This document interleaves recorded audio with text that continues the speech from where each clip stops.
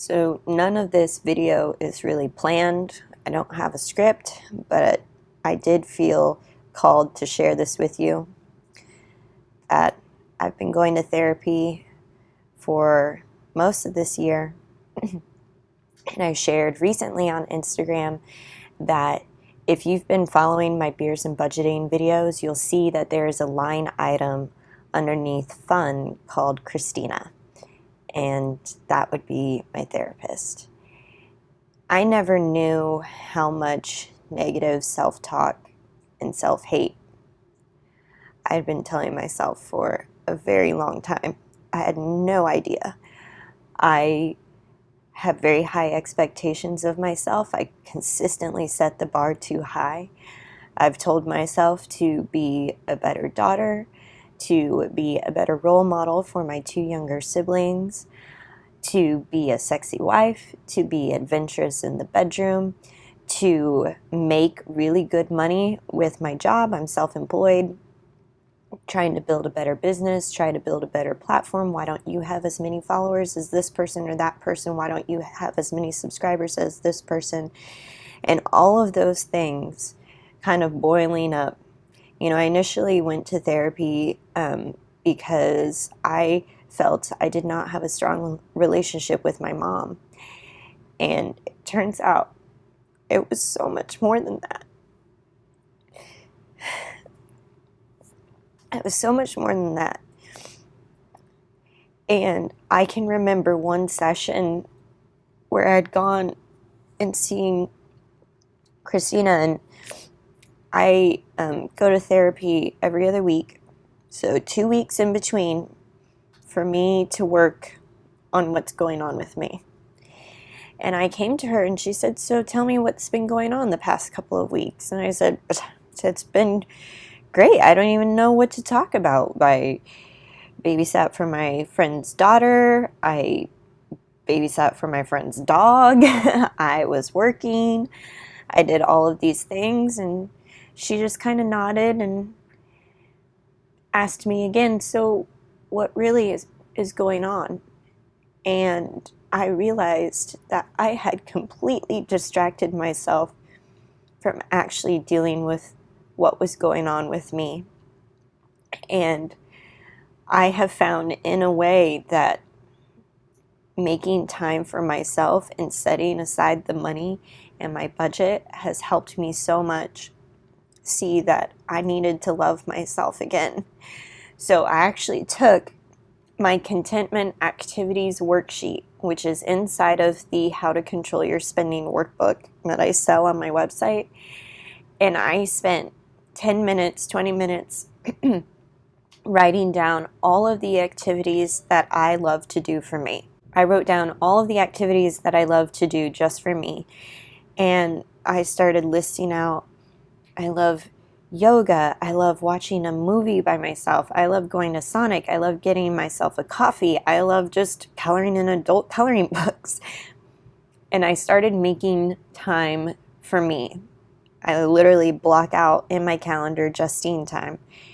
And that is the time where I get to do stuff for me. I'm a very nurturing person by nature. I love helping people. I think that's why I have this channel.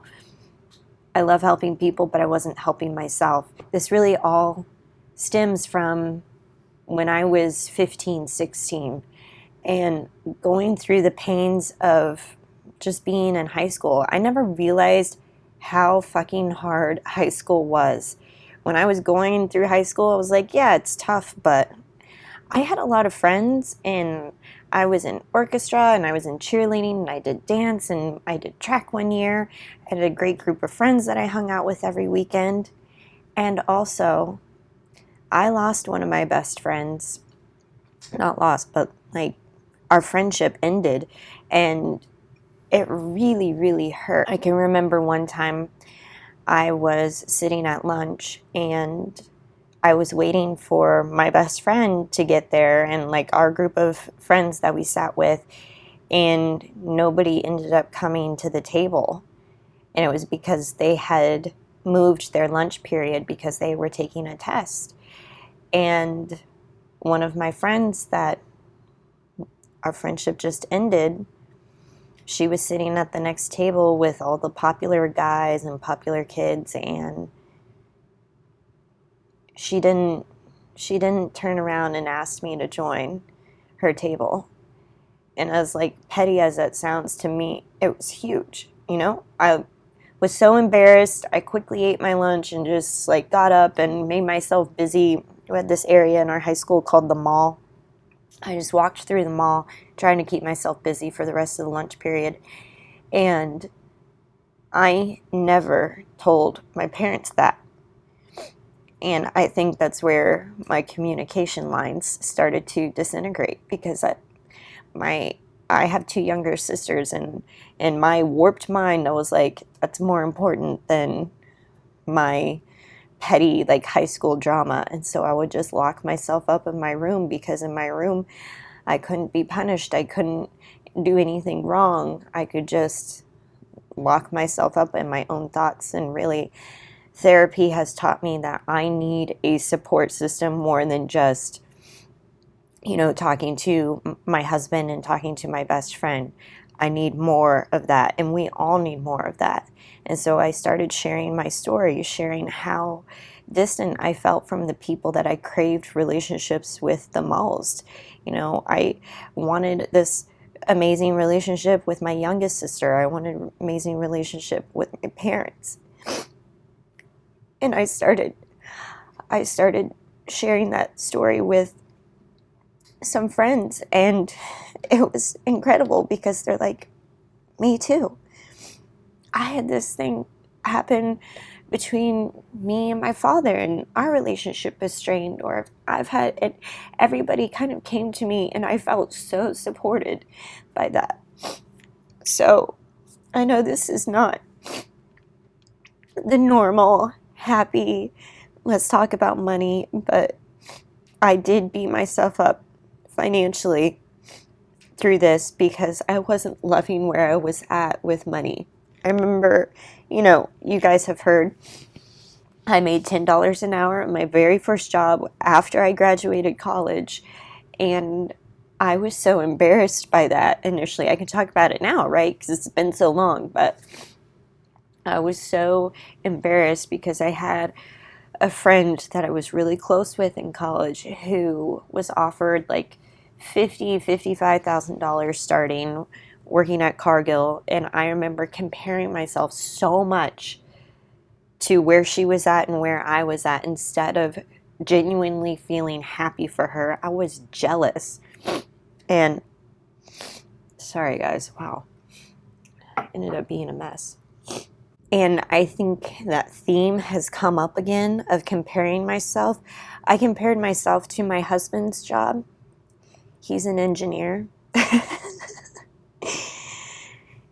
He's an engineer with a PhD, and I have a bachelor's degree in marketing. That is completely not fair to compare where he's at and where I'm at.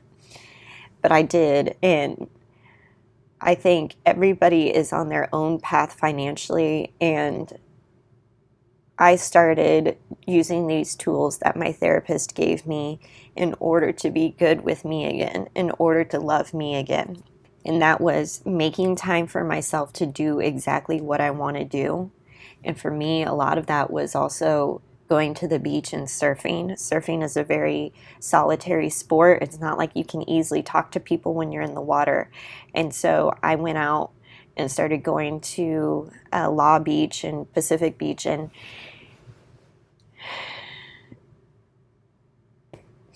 being in the water has healed me in so many ways, because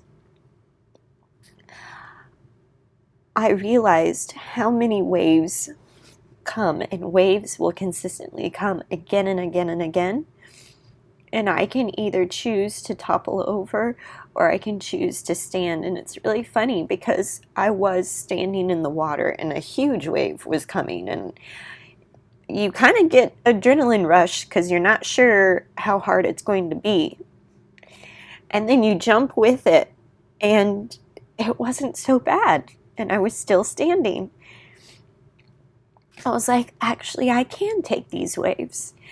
And I turned around, I turned my board around, and I started paddling, and then I popped up, caught that wave, and I rode it. And I was like, I did it. And I went to Hawaii this past year, and I was like, I'm gonna ride in Hawaii. And I got a surfboard rental for $8, and I went down to Waikiki, and I was like, I'm going to surf in Waikiki. And that was so incredible because I had paddled for like 20 minutes straight. My arms, my back, my shoulders like were killing me. And I finally saw my moment and my break. And I got up. I didn't have a rash guard with me. I just was in my bikini. And I stood up. And my top, I kid you not, is like, I am flashing half the whole beach. But I stood up and I rode that wave, and I just started crying. I was just laughing, crying. I was so happy. And it's those moments that I've had with surfing that has truly healed me, because it's been so symbolic on my mental health journey and where I'm at with my life right now. I said when I turned 30, I'm not giving a fuck anymore. Like, when I turned 30, this is who I am. I'm showing up for myself. And that's why I'm showing up in this video, just to let you know where I've been at behind the scenes. I want to show you that. And that if you are going through something, and if you feel compelled to share your personal story, please let me know below in the comments. I think it is so important that we come together in this, because my hope for you and for this channel is that I help as many people as possible become debt-free and live a debt-free life. And part of that is healing mentally too, and allowing yourself just to not be okay. And it is okay to be angry. It is okay to be sad. It is okay to be pissed off. It is okay to be vulnerable and broken. It is okay to have any of those feelings. You guys should definitely check out the Pinwheel of Emotions. Kyle and I, and my mother actually, I did end up doing kind of this retreat with her in July, and we went to Colorado, and I just told her everything. I was like, I feel like I can't say fuck in front of you, because I'm not trying to be disrespectful. I'm just really passionate about my language, and it was so incredibly healing for us and for our relationship, so that we can move forward. It was great. We went hiking.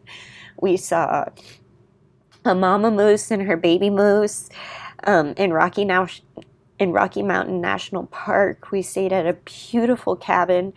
I saw stars. We cooked. We both really enjoyed cooking. I talked and she listened.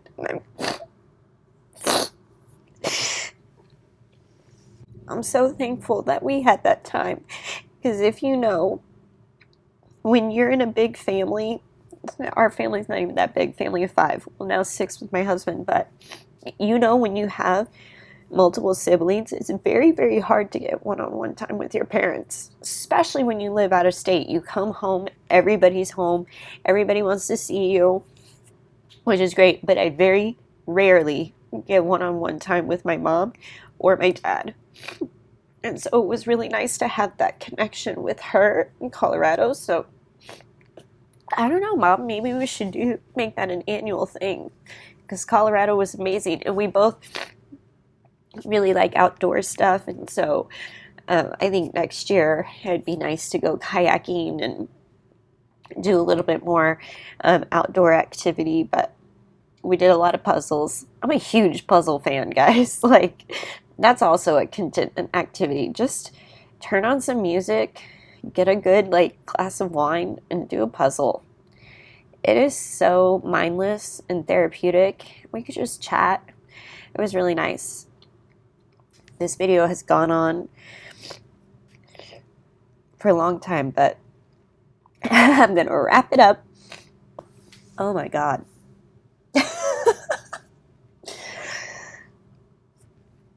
I just want to say that you can expect to see me in my shiny moments, but more importantly, in my not so shiny moments of life. And I would like to share that with you as I continue my financial journey and my journey to bettering myself mentally, spiritually, financially, all those things. If you feel compelled to share something with me, I'd love to know. I'd love to be that person that you can reach out to. Feel free to comment below. Love you guys.